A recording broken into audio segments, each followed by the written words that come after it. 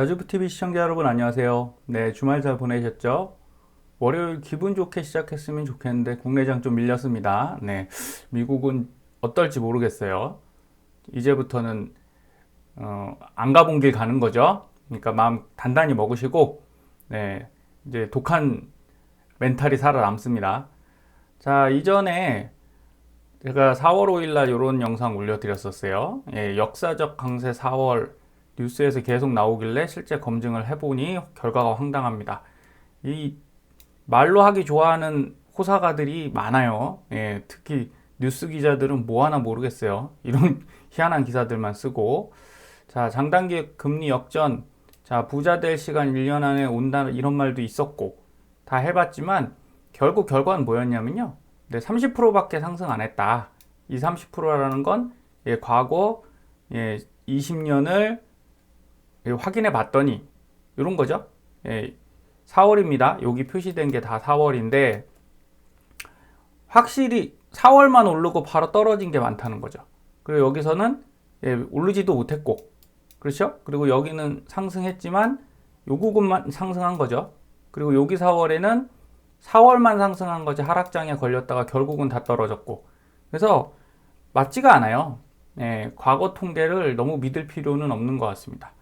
그래도 참고해 볼 필요가 있겠죠. 그래서 지난주 이제 최악의 4월을 보냈습니다, 우리는. 그래도 뭐 더 나빠질 것도 없잖아요. 네, 그래서 저는 오늘 32달러까지 떨어진다 이런 얘기 아닙니다. TQ에서 여러분이 이제 이 가격대 진짜 집중하실 필요가 있어요.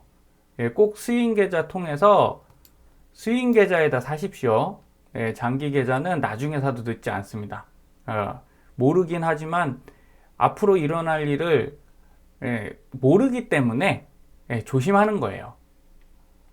자, 30달러에 제가 집중하라는 이유를 말씀을 드릴게요.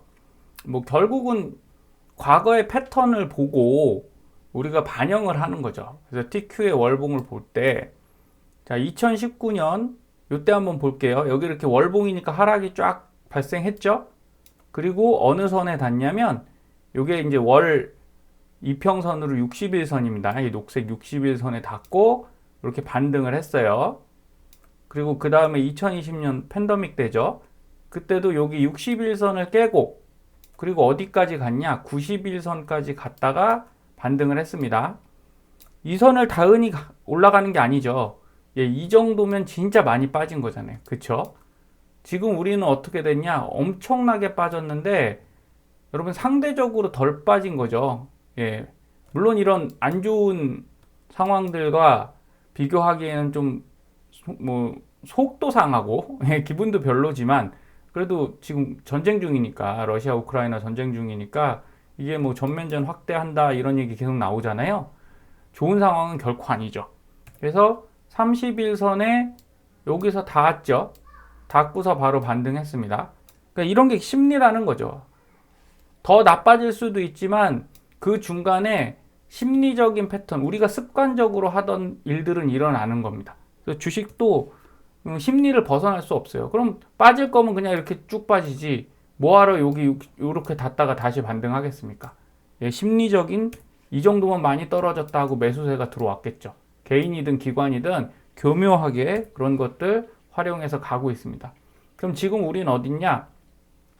여기죠. 61선. 우선은 1차 바닥이라고 보셔야 돼요. 이 정도까지 가면. 그럼 이게 딱 30달러거든요. 그래서 여기가 중요한 겁니다. 여기가. 여기를 지키지 못하면 어디까지 갑니까? 여기 20달러, 21달러 정도 되거든요. 그럼 여기까지니까 여기에 하실 수 있는 매수는 사실 다 하셔야 돼요. 그럼 더 떨어지면 어떻게 됩니까? 이건 뭐 나라 망한다는 얘기랑 똑같은 거잖아요. 미국 망한다는 얘기랑 똑같은 거니까 그럼 이전에 진짜 코로나 때랑 똑같아지거든요. 근데 주가 패턴은 어떤 특징이 있냐? 여기 보시면 하락했죠. 그리고 여기도 하락했죠. 근데 하락하는 폭은 이전에 저점 여기랑 비슷합니다. 그러면 우리가 코로나 때가 한 8달러까지 갔거든요. 그러면 진짜 최악은 8달러까지 갔다가 올라오겠죠. 그래도 여기서 빠진 게 너무 크기 때문에 여기까지는 대부분 안 간다고 보는 거죠. 그래서 이평선 습관적인 타이밍으로 볼 때 진짜 바닥은 진짜 찐 바닥이죠. 저 밑에 바닥은 21달러로 보이고 있어요. 이 이상까지는 경제 구조나 이런 것 때문에 정말 3차 세계대전 안 일어나는 이상 잘은 안 내려갈 거다. 그러니까 반드시는 아닙니다. 저도 요새는 하도 알 수가 없어서. 그러면서 이전 하락에도 어떻습니까? 여기 이제 음봉 나오잖아요. 거래량 음봉 나오는데 이전보다 가장 강한 거래량이 나왔죠. 음봉 중에. 그리고 여기서도 이전보다 가장 강한 거래량 음봉이 나온 이후에 상승으로 돌아섰단 말이죠. 그렇죠? 근데 아직 우리가 여기가 바닥이라고 말씀 못 드리는 가장 큰 이유가 여기가 제일 크지 않죠.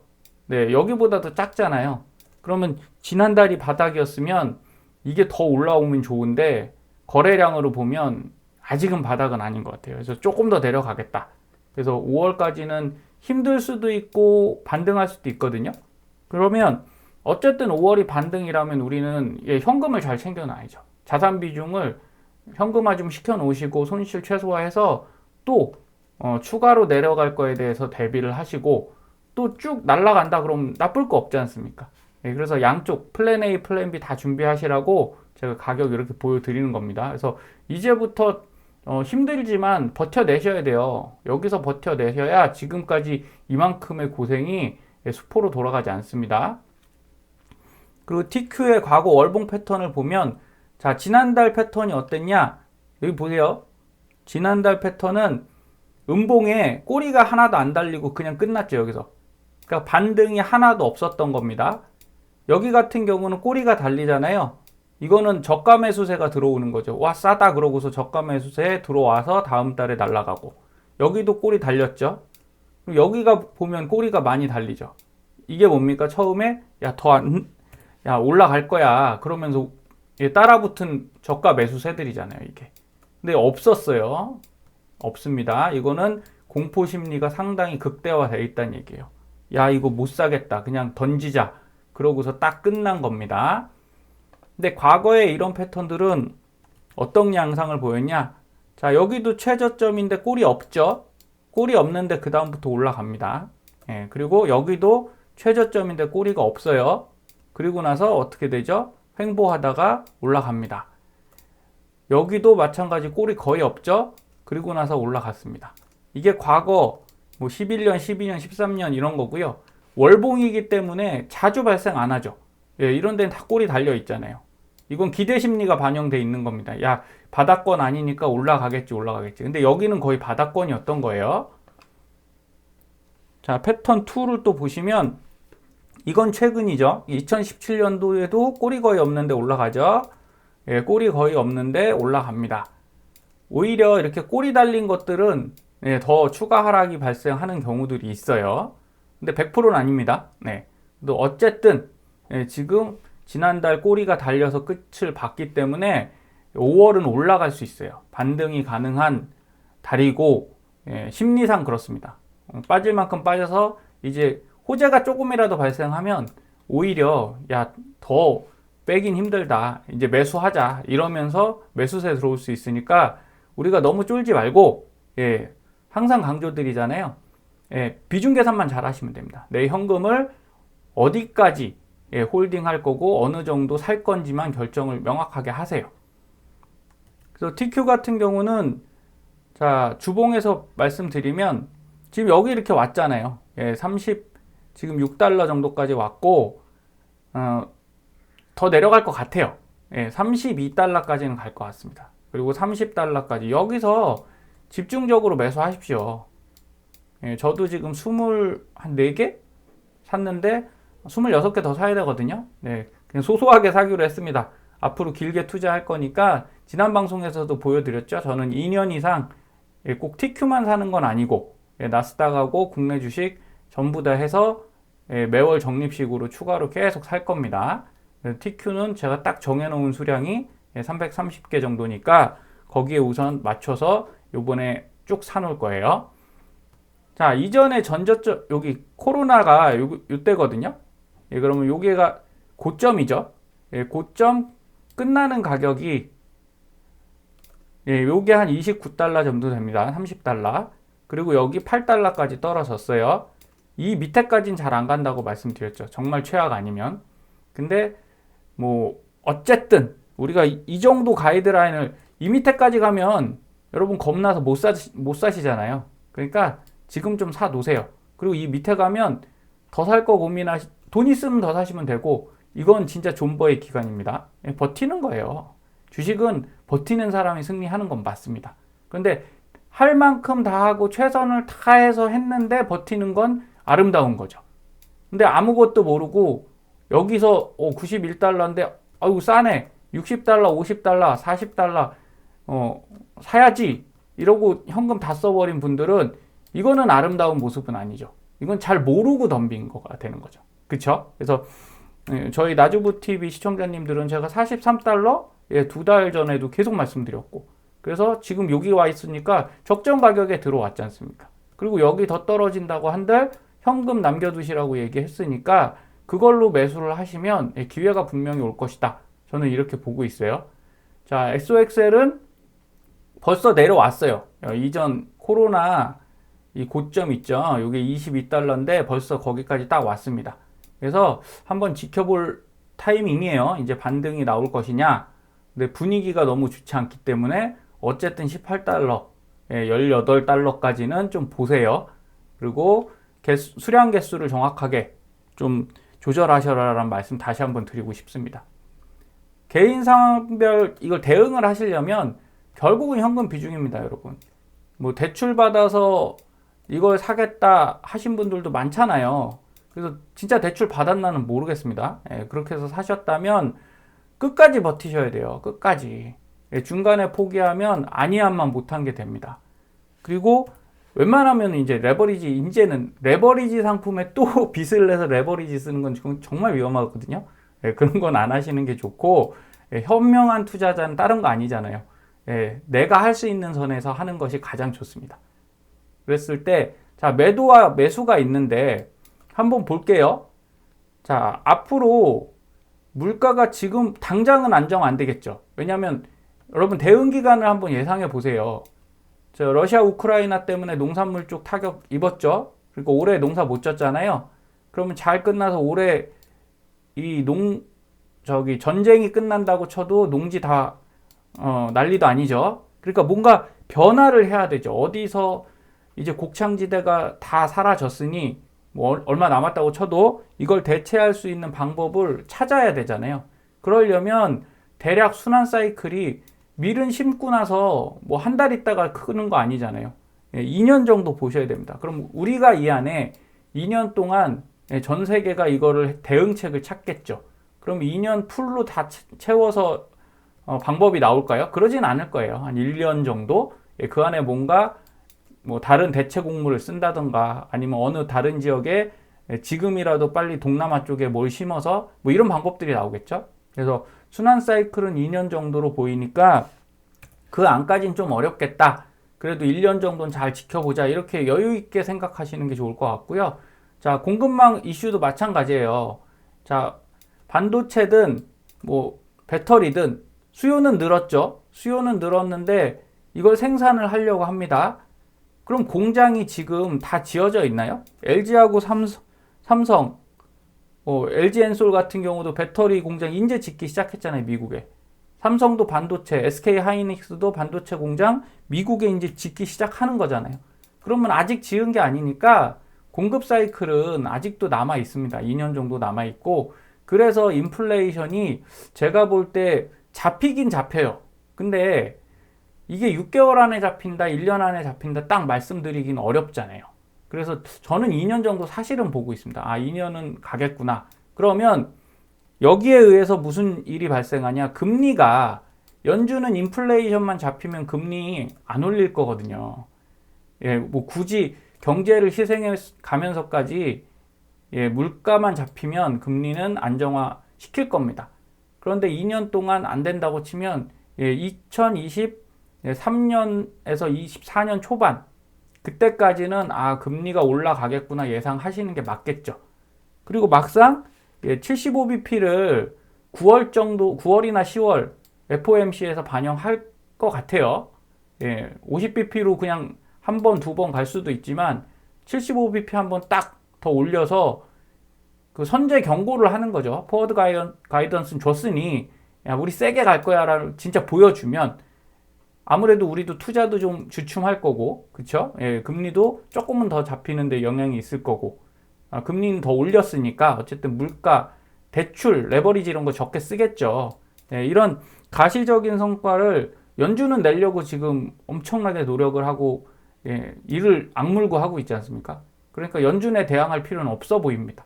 그래서 10월까지는 어쨌든 금리 인상은 발생할 테니, 근데 이게 선반영 되면 10월 정도, 9월, 10월 때 이게 미리 다 예상하고 계신 거잖아요.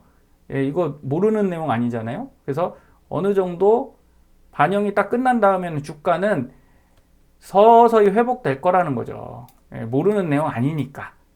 그렇습니다. 그리고 공급망 안정에 대해서는 자, 이전까지는 우리 미국의 빅텍, 애플만 해도 어디서 핸드폰 만드나요? 중국에서 만들었죠. 근데 이게 이제 안 되는 거잖아요.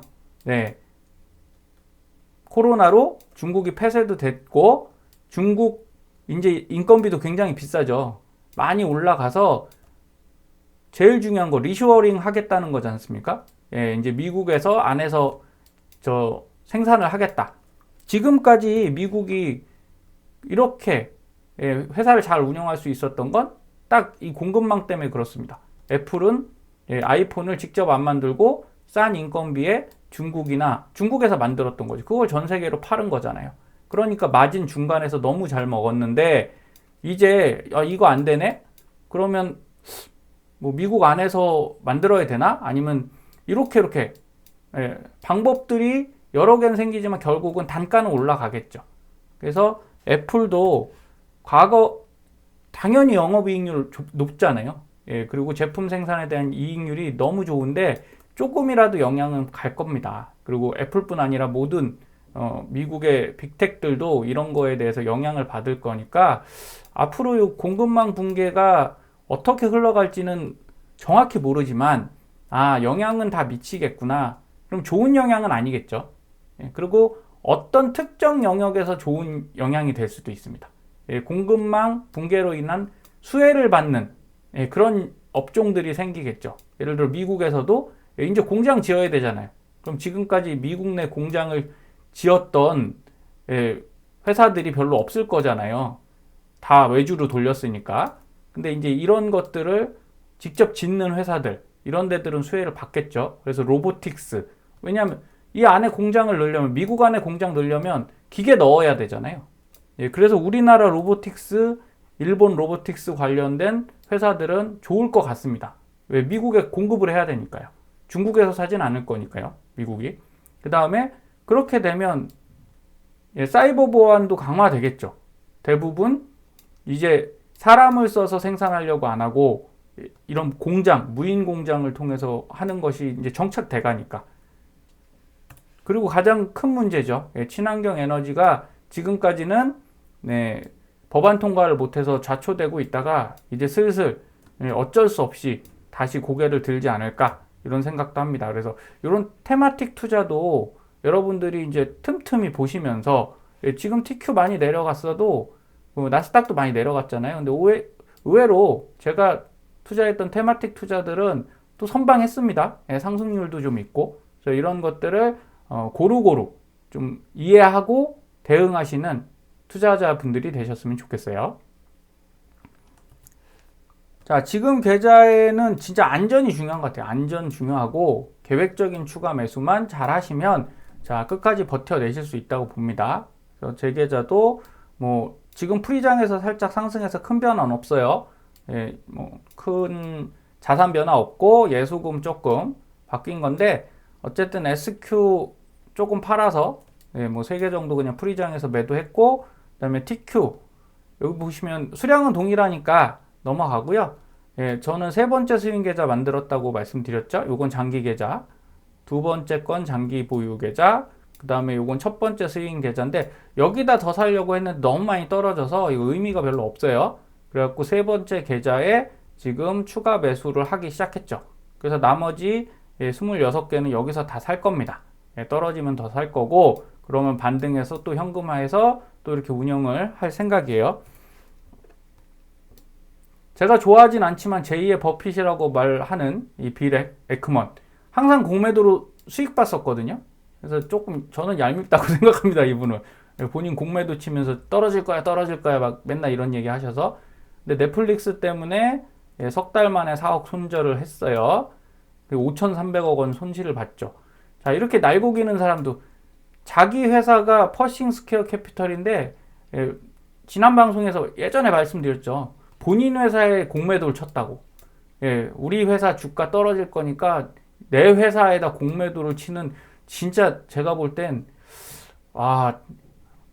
독하다고 해야겠죠. 독한 분인데 이런 사람도 손해 봅니다. 주식은 만만한 데가 아닌 것 같아요. 저도 오래 했지만 항상 편할 땐 있어요. 편할 땐 있는데 지금 같은 시장은 정말 만만하지 않습니다. 그러니까 여러분들도 너무 힘들어하지 마세요. 나만 그런 거 아닙니다. 이런 우리 5,300원 아니잖아요. 5,300억이잖아요. 이분은 돈도 많겠지만 어쨌든 제가 뭐 5,300만 원 손실 저는 보지도 않았고, 여러분들도 그 정도 보시더라도 자금이 클 거 아닙니까? 그래서 끝까지 하시면 됩니다. 그리고 버핏도 버크셔 해서웨이도 주식에서 2조 원 손실 봤거든요. 근데 이런 거 눈 하나 깜짝 안 하고 끝까지 갈 수 있는 사람들이 결국 끝에 승리한다. 이렇게 생각하시면 되고요. 자, 어쨌든 빅텍이 많이 내려갔죠. 그래서 매수하시기에 좋은 시점인 건 맞습니다. 그러니까 우리 겁내지 말고 요 하단 바닥권 가격을 즐겨보고요. 더 떨어지면 더 투입해서 사면 되죠. 그래서 자산 비중만 잘 체크하세요. 데이 LOC 매매표입니다. 그래서 지정가 35.1, 33.4, 31.8까지 쓰시고요. LOC 매수 이 아래 쓰시고 자동 주문하시면 더 편하겠죠. 자동 주문해 놓으세요.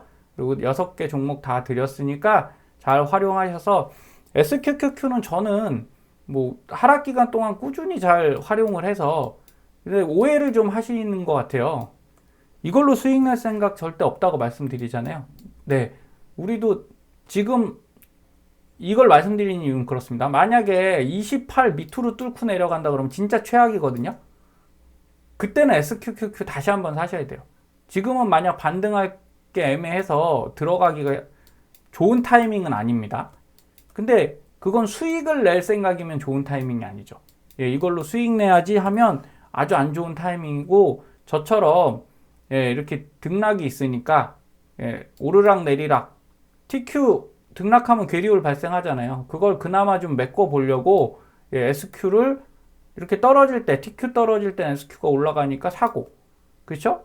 그럼 SQ가 올라갔을 때는 팔아서 다시 TQ 사고, 이런 정도로 하는 건 어려운 일도 아니고요. 그렇게 리스크가 큰 것도 아닙니다. 그래서 저는 요번 하락 구간 동안 SQ 꾸준하게 매수하고 매도해서 뭐 나쁘지 않은 성과를 내는 것 같습니다. 그리고 더 떨어진다면 저는 당연히 더 운용을 할 거라, 여러분들도 이렇게 한쪽에 사고를 딱 고착화하지 마시고, 그리고 미국도 당연히 전 우상향이라고 보는데 반드시 지금 올해 올라간다 이렇게도 보지 마시고요. 올해 올라갈 확률 제가 볼 때도 8, 90% 됩니다. 하지만 혹시 안 올라가면 내가 더 길게 버텨야 되니까 천천히 하자. 이런 마음 정도만 있으셔도, 그리고 우리 10년 가져가시면 되잖아요. 충분히 가능하실 거라고 믿습니다.